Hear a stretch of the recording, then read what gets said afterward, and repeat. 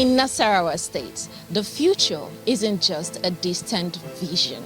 It is taking shape today, powered by the passion, skills, and determination of empowered youth, leading the charge towards greatness. Youth empowerment is at the heart of Nasarawa State's vision for a brighter future. In this special report, we explore the transformative impact of the Wing Commander Abdullahi Ibrahim Vocational and Technology Institute, Lafia. This government-driven initiative is equipping young people with life-changing skills to secure their futures and contribute to their communities. On becoming a governor, I met in Nasarawa State a lot of graduates that have no jobs, and they had various certificates in different areas, and of course they didn't have a job and they didn't have a skill. So there was this institute that my predecessor, Dr. Umar Tanko started doing for a different purpose. So we decided to complete that institute and to import some of the best machines that you can think of. Recently, a milestone was reached with the graduation of its first set of trainees. We paid a visit to the facility and spoke with the director of this remarkable program. The Wing Commander Abdullahi Ibrahim Vocational Technology Institute, Lafia, was established about 3 years ago, precisely to train the citizens of Nasarawa State on contemporary and marketable skills. And as you may be aware, any government that is serious will always pay attention to the growth of the youth. His Excellency Engineer Abdullahi Esule is a man that has very high passion for the growth of youth. He's a man that has very high passion for all the citizens of Nasarawa State. He's a man that is desirous of every individual in Nasarawa State to bring 3 square meals to the table of their families. And that is why, in his wisdom, he decided to establish the Wing Commander Abdullahi Ibrahim Vocational Technology Institute, Lafia. He did not just establish the institute, but he furnished the institute with state-of-the-art facilities, contemporary facilities that the youth can come and take advantage of the institute and equip themselves with skills, livelihood skills, skills that can bring food to their tables, skills that will move them from poverty to wealth, skills that will move them from roaming the street to being useful citizens. So far, within the period of this about 3 years, we were able to train 9,650 individuals cut across all the nook and crannies of this country. And I want to quickly mention that we just graduated a batch this year, and we graduated 1,128 recently, just about 2 months ago. And we have up to 40 different occupational trade areas here, ranging from welding and fabrication. We have aluminum fabrication. We have leather works. In the leather works, we produce all sorts of products that is having to do with leather, ranging from belts, school bags, anything, any product that is obtained from leather, we do it here. We also have ICT. In the ICT, we have different aspects like web design, computer-aided design. We have computer manufacture, and so many things that we do in ICT. We also have tailoring and fashion design. We are mindful of the market dynamics of today. All our trade areas, occupational trade areas, that are found in this institute, they are all in line with the demand of the society. We are deliberate about it. we are conscious of the fact that we are training this youth for them to go to the society and contribute their quota to the development of the society. So in doing so, we don't just wake up and then establish occupational trade areas. What we do is we carry out a research, we discuss with relevant stakeholders, we go to the society and find out their demands, and then we factor their input in our curriculum, and then we ensure that the people who are training here will actually put into practice what they have learned to the benefit of their respective society, and of course, to the benefit of Nigeria as a whole.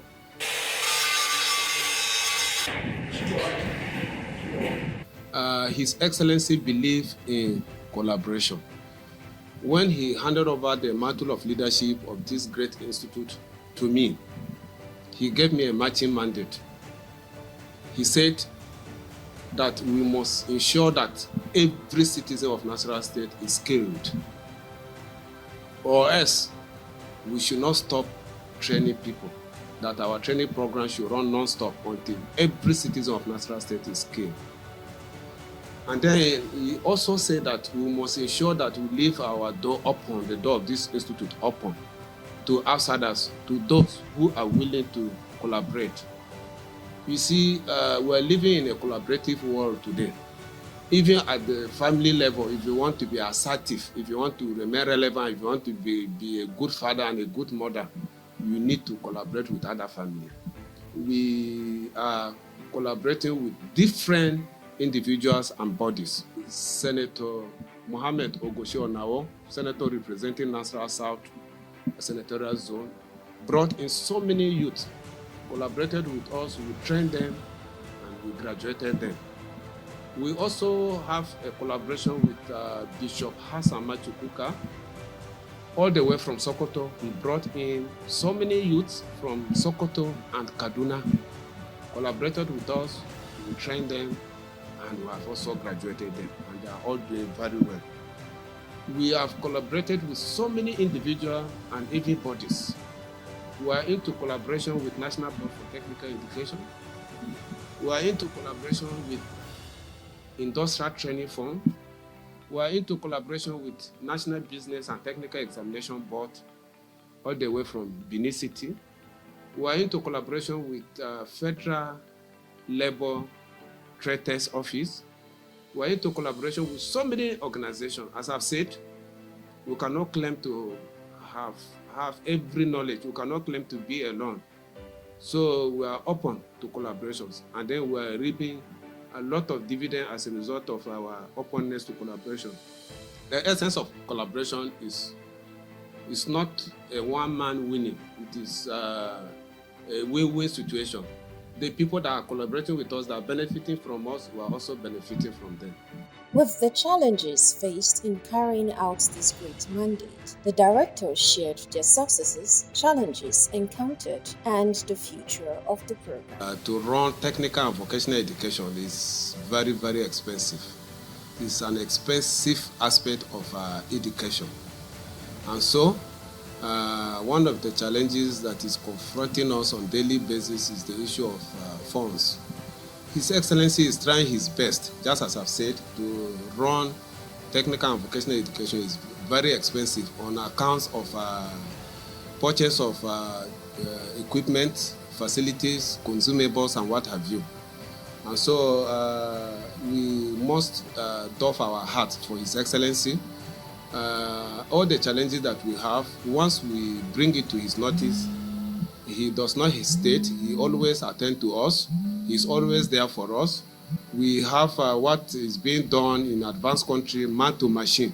Our trainees are not sharing equipment. So I want to tell you that in this place, we train, as I told you, we have trained more than 9,000 youth already. And if you ask me, I know where all these 9,000 youth are.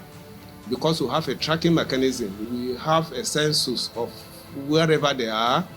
We have mapped them. Just January, February this year, we dedicated January and February this year to go around to the field to see the graduates of our institute. We met so many of them, not only in Nasarawa State, we went as far as Niger State and other states. We discussed with them with a view to know their progresses, to know their challenges, so that after we discuss with them like this, that will give us insight as to also assess our curriculum, whether our curriculum is actually addressing the needs of the society. So that is one of the success stories that I'm very proud to mention them. All our graduates, if you ask me, we've done the analysis, we have up to 75% of the people we have trained here, they are already on their own, doing business. And you know the implication, the multiplying effect, you know, in business, you cannot do business alone. If you establish a welding workshop, for instance, you need a minimum of 3 persons to work with you. That means you have to employ 3 persons. And then by the time you employ 3 persons, these 3 persons are feeding, you don't know the number of people they are feeding. Can you see what skills can do? So you employ 3 persons to work with you. And then we have indirect employment. If you have a workshop, you see somebody will come with masa, come with kunu to come and say they come with recharge card. We call those people indirect job. You have created indirect job for them. So the multiplier effect is very high. All these achievements we have made is as a result of the massive and unprecedented support we are receiving from His Excellency Engineer Abdullahi, which you may know, he is also a skilled man. He's a practical engineer. And that is why he is doing his best to ensure that this place survive, this place flourish. And that is why just within the time span of these 3 years of its existence, so many people that came here all over the country, they have already branded this place to be a vocational skills, vocational excellence in Nigeria. We have graduated up to 7 different sets of trainees.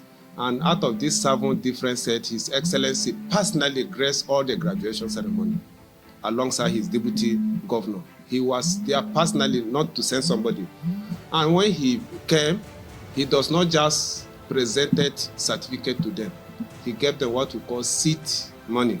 He gave them starter pack to help them, to enable them start their own businesses. In addition to that, I want to also mention that His Excellency went to Federal University of Lafia. And then they had their combined graduation of 3 different sets in Federal University of Lafia. And then they had 50 first-class graduates.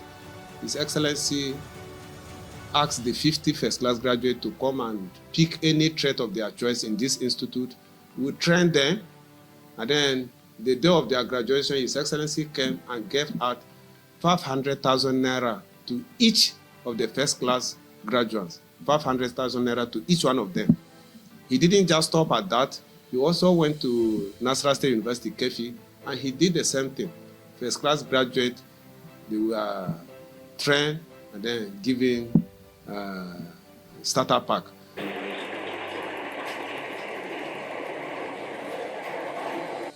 Indeed, this is a laudable program with positive driven impacts on the youth of Nasarawa State. We spoke with some of the graduates to learn about their experiences and aspirations. I learned shoemaking at Leather Works Department, and the experience was actually nice because my supervisors and my co-trainees really helped in developing my skills too. I'm planning to open my own workshop, and as such I want to get also boys that I can employ, and I can reduce the unemployment in my community. I've secured an employment at Wing Commander Abdullahi Ibrahim Vocational and Technology Institute. And I've also gotten various supports from families and even the government too, because it has changed a lot of things, both career-wise, financial-wise, and everything. Because at least we know what we've been getting before, and with this I've gotten so much more. And when I graduated from school, there was nothing doing, so I felt I should keep myself enrolled in ICT. From the basics, I've learned a lot because it contributed to what I've learned so far from the school, but here is practically based. The moment I finished the training, and because of the performance I gave in and because of the passion I have for it, the management now decided to bring me in as a staff. I was a trainee, but presently I'm a staff, so I'm already contributing because I'm also teaching other people. I'm impacting on them too. I can encourage everybody out there to key into it, because looking at where I come from and where I am presently, so it really changed my perspective, and I must say I'm really grateful to the state government, most especially His Excellency Engineer A. Sule, for this initiative. At least I came as a student, but presently I'm a staff and I'm also impacting lives now. We also spoke with trainers to understand their methods and programs structure. The actual approach of teaching we had here is 90% practicals and 10% theory, because basically we're here to train the students how to practically do their job, not by having theoretical stories and the rest. So once they come in here, we use the board to introduce safety. Apart from safety and define what welding is, then the next thing, you roll them on practicals. In market now, 96% of houses rely on what? Solar energies, because we do have failure in terms of our what? Hydropower electricity. Example, the AEDC, the JETCO and the rest. So electrical move very fast in market and the demand is high. Challenges faced by students and trainers also revealed the program's depth. Yes, one of the challenges is that, you see running on metals now, things are expensive. To hold a practical section like this, things are expensive. And the school fees now is nothing to take home about. So we are encouraging maybe sponsors so that they will also help the training, not only acquiring the skills, but once they go, let them have startup pack. The only common challenges we had with some of the students, they are from different backgrounds, while communication is another issue that used to hinder trainees. So we address that by having a chit chat with them, how we will be able to communicate to them in different languages. They will be able to understand what we are training them here. How we keep the student motivated and engaged is that once he comes here with that knowledge of fabrication, but he's able to see that he produced something that is helping humanity. Apart from that, we tell them, okay, now you see, you can serve as security, making burglary of door, fabricating windows, roofing. At least you contribute to the economy. Practical training is key. Trainers explained how hands-on experience equips students for success. Here we have the domestic wiring here, because in market you can't have a complete building without having the building electrified. You must have your wiring done, then you'll be able to have what? Power supply there. You see, in welding and fabrication, some of the practicals that they come in here, immediately they come in after learning measurement. At least we start teaching them what they know, like windows, burglary of windows, how to construct gates, how to make doors. These are some of the common things that they are seeing. Apart from that, agricultural equipment. So we teach them on how to produce some of the machines so that it will aid man to work easier. During a visit to Nasarawa State by Vice President Kashim Shettima, he witnessed the graduation of the first trainees from the Vocational Institute. In his words, this program is more than skill development. It is about creating a future of hope and opportunity. This grand event combined graduation ceremony for the graduates of the Wing Commander Abdullahi Ibrahim Vocational and Technology Institute Lafia aligns with the direction the world is headed, the path of skill acquisition. This institute therefore exists to guide us in ensuring the relevance of the skills being made available in our job creation processes. The foresight of my dear elder brother, His Excellency, Engineer Abdullahi, the Executive Governor of Nasarawa State, is manifesting his aspiration to turn this home of solid minerals into a hub of jobs and opportunities. I am honored.